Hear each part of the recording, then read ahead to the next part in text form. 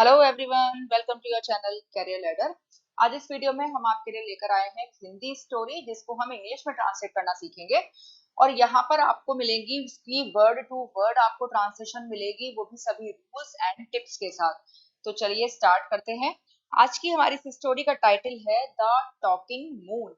तो first sentence हमारा इस स्टोरी का। बहुत समय पहले एक छोटे से गांव में लोग मानते थे कि चांद उनसे बात करता है। बहुत समय पहले एक छोटे से गांव में लोग मानते थे। देखिए सेंटेंस के एंड में देखिए आ रहा है क्या, थे, तो ये हो जाता है सिंपल पास्ट, जिसको हम पास्ट इंडेफिनिट टेंस भी कह सकते हैं। और यहाँ पर क्या रूल काम करता है कि अगर हमारा एफर्मेटिव सेंटेंस है तो सब्जेक्ट हमारा चाहे सिंगुलर है या प्लूरल, केवल हमें वर्ब की सेकंड फॉर्म का यूज करना होता है। तो बहुत समय पहले को इंग्लिश में कहेंगे हम लॉन्ग एगो। एक छोटे से गांव में, इन ए स्मॉल विलेज। लोग मानते थे, लोग द पीपल। लोग मानते थे, या हम ये भी कह सकते हैं कि लोगों का विश्वास था। तो बिलीव, और इसकी हम सेकंड फॉर्म का यूज करेंगे क्योंकि सिंपल पास्ट टेंस है। पीपल बिलीव, क्या मानते थे कि दैट चांद उनसे बात करता है। देखिए काहे आ रहा है, प्रेजेंट इंडेफिनिट सेंटेंस हुआ, लेकिन जो हमारी रिपोर्टिंग वर्ब है वो है बिलीव, यानी वर्ब की सेकंड फॉर्म है, पास्ट टेंस में यूज हुआ है, इसलिए हम चांद उनसे बात करता है इस वाले पार्ट को भी हम सिंपल पास्ट में ही बनाए। तो दैट द मून, चांद उनसे बात करता है। ठीक है, अब बात करने के लिए हम यहाँ लगाने वाले हैं स्पीक, और स्पीक की सेकंड फॉर्म हो जाएगी स्पोक। ठीक है, उनसे टू देम। तो बहुत समय पहले एक छोटे से गांव में लोग मानते थे कि चांद उनसे बात करता है। Long ago in a small village the people believe that the moon spoke to them. एक रात एक लड़की ने चांद से पूछा, तुम इतने ऊंचे क्यों हो। एक रात, वन नाइट। एक लड़की ने, ए गर्ल, चांद से पूछा। पूछा पास्ट टेंस में जाएगा, पूछने के लिए हम लगाएंगे आस्क, और इसकी सेकंड फॉर्म हो जाएगी आस्क। चांद से पूछा, आस्क द मून। क्या पूछा, तुम इतने ऊंचे क्यों हो। अब देखिए ये वाला पार्ट जो है, तुम इतने ऊंचे क्यों हो, ये है इंटेरोगेटिव। ठीक है, और इसमें हमारा क्वेश्चन वर्ड यूज हो रहा है क्यों, जिसकी इंग्लिश हम सबसे पहले रखने वाले हैं। मतलब वाई को हम रखेंगे सबसे पहले। अब सब्जेक्ट है हमारा तुम, यानी यू, और यू के साथ लगाते हैं हम आर। तो पहले हम आर का यूज करेंगे, बाद में हम रखेंगे यू, क्योंकि ये इंटेरोगेटिव सेंटेंस है। वाई आर यू इतने ऊंचे, सो हाई। ठीक है, एक रात एक लड़की ने चांद से पूछा, तुम इतने ऊंचे क्यों हो। One night a girl asked the moon, why are you so high. चांद मुस्कुराया और कहा, मैं दूर से सबको रोशनी देता हूँ ताकि सभी को अपना रास्ता साफ दिखाई दे। चांद मुस्कुराया, द मून स्माइल्ड। अब स्माइल्ड हमने क्यों लगाया है, ये जो वर्ड है हमारा मुस्कुराया वो है पास्ट टेंस में। ठीक है, और हमें यहाँ वर्ब की सेकंड फॉर्म का यूज करना है। तो द मून स्माइल्ड, और कहा, एंड सेड, क्या कहा, मैं दूर से सबको रोशनी देता हूँ।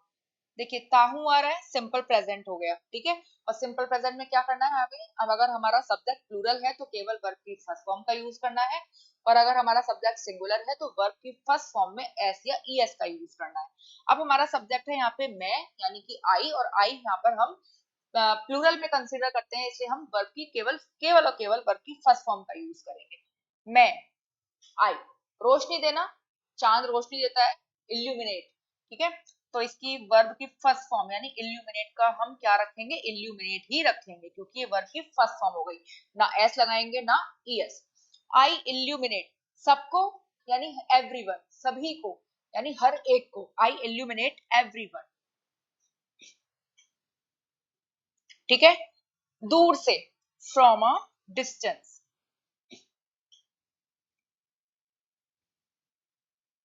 मैं दूर से सबको रोशनी देता हूँ, I illuminate everyone from a distance. ताकि, ताकि को इंग्लिश में कहा जाता है सो दैट। सभी को अपना रास्ता साफ दिखाई दे। सभी को मीन्स एवरीवन।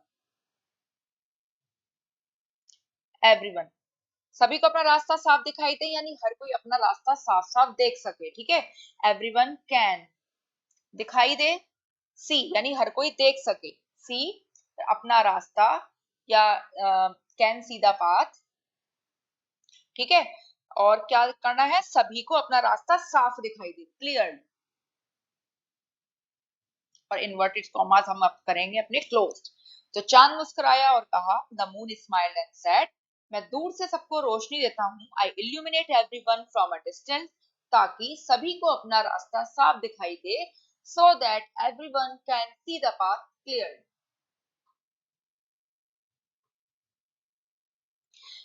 लड़की ने कहा, लेकिन क्या तुम्हें अकेलापन महसूस नहीं होता। देखिए, लड़की ने कहा कि लेकिन क्या तुम्हें अकेलापन महसूस नहीं होता, यानी लड़की उससे पूछ रही है। ठीक है, इसलिए कहा के लिए हम से लगाने के बजाय लगाएंगे हम आस्क, क्योंकि लड़की पूछ रही है। ठीक है, द गर्ल, पास्ट टेंस है, कहा, इसलिए हम लगाएंगे इसमें वर्ब की सेकंड फॉर्म आस्क। ठीक है, क्या पूछ रही है लड़की, लेकिन क्या तुम्हें अकेलापन महसूस नहीं होता। नहीं होता या नहीं होता है। ठीक है, तो होता या होता है ये हो जाएगा हमारा सिंपल प्रेजेंट। सिंपल प्रेजेंट यानी वर्ब की फर्स्ट फॉर्म का यूज करना है हमें, अगर हमारा सब्जेक्ट प्लूरल है तो। लेकिन आप देखिए यहाँ पर ये इंटेरोगेटिव सेंटेंस है और हमारा सब्जेक्ट है तुम्हें यानी कि यू, और यू के साथ हम लगाएंगे निगेटिव सेंटेंस में डू नॉट। ठीक है, और वर्ब की फर्स्ट फॉर्म यूज करेंगे हम। तो लेकिन क्या तुम्हें अकेलापन महसूस नहीं होता, लेकिन, बट, अब तुम्हें हमारा सब्जेक्ट है यू, यू के साथ हम लगाएंगे डू। तो या तो हम इसको ऐसे लिखें डू यू नॉट, क्योंकि नहीं भी आ रहा है सेंटेंस में, या हम इसको लिख सकते हैं डोंट यू। ठीक है, अगर हम क्वेश्चन टैग यूज करना चाहें तो हम लिखेंगे डोंट यू, डोंट यू। और इसको हम अलग अलग करके लिखना चाहें तो पहले हम डू के लगाएंगे, फिर यू, उसके बाद लगाएंगे हम नॉट। डू यू नॉट या डोंट यू। डोंट यू महसूस नहीं होता, वर्ब की फर्स्ट फॉर्म लगेगी केवल फील, अकेलापन, लोनली। लड़की ने कहा, लेकिन क्या तुम्हें अकेलापन महसूस नहीं होता। The girl asked, but don't you feel lonely, या हम इसको ये भी कह सकते हैं, but do you not feel lonely. चांद ने जवाब दिया, मैं सबका साथी हूँ, लेकिन मुझे ऊंचाई पर रहकर सबकी मदद करने में खुशी मिलती है।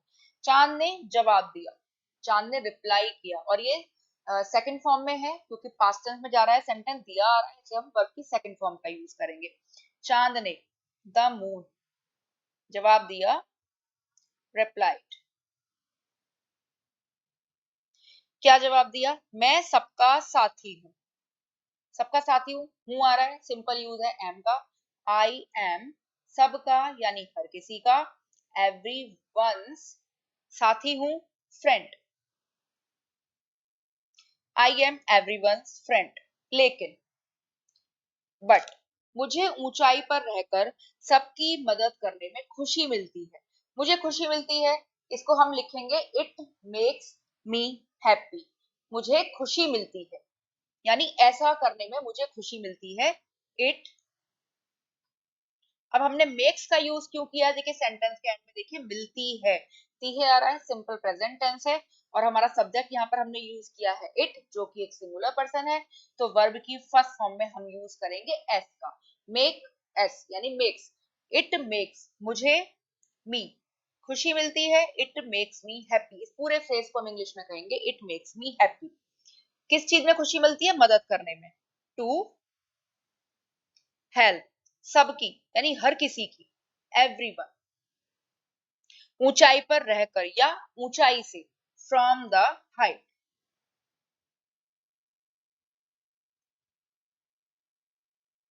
ठीक है, तो चांद ने जवाब दिया, मैं सबका साथी हूँ, लेकिन मुझे ऊंचाई पर रहकर सबकी मदद करने में खुशी मिलती है।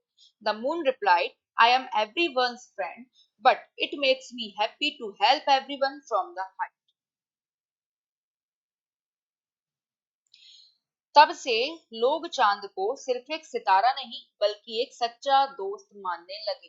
तब से, सिंस देन, लोग, द पीपल। ठीक है, अब देखिए इस एंड में जाइए, मानने लगे। ठीक है, मानने लगे या मानना शुरू कर दिया। ठीक है, तो ये हम जाएगा हमारा वर्ब की सेकंड फॉर्म यूज लगेगी यहाँ पर, यूज करेंगे क्योंकि पास्ट टेंस होने वाला है। मानने लगे या मानना शुरू कर दिया। ठीक है, तो इसके लिए हम लगाएंगे बिगेन। बिगिन की सेकंड फॉर्म हो जाएगी बिगेन। मानने लगे, to consider. Began to consider, मानने लगे, क्या मानने लगे? चांद को सिर्फ एक सितारा नहीं। Began to consider the moon, चांद को मानने लगे। सिर्फ नहीं, देखिए यहाँ पर ध्यान दीजिए, सिर्फ नहीं, तो सिर्फ नहीं, नॉट ओनली। ठीक है, नॉट ओनली, क्या मानने लगे? एक सितारा, अ स्टार। अब लास्ट में क्या आता है? बल्कि एक सच्चा दोस्त मानने लगे। देखिए जहां पर हम नॉट ओनली का यूज करते हैं वहां पर उसके साथ में बट ऑल्सो का यूज होता है। तो since then the people began to consider the moon not only star, बल्कि, बट ऑल्सो, एक सच्चा दोस्त, अ ट्रू फ्रेंड। तब से लोग चांद को सिर्फ एक सितारा नहीं बल्कि एक सच्चा दोस्त मानने लगे। Since then, the people began to consider the moon not only a star but also a true friend. I hope आपको ये स्टोरी पसंद आई होगी और ट्रांसलेशन आपको अच्छी तरीके से क्लियर हो गई होगी। तो हमें कमेंट करके जरूर बताइएगा, आपके कमेंट्स हमारे लिए बहुत वैल्यूएबल है। तो मिलते हैं आपसे नेक्स्ट वीडियो में, तब तक के लिए बाय बाय।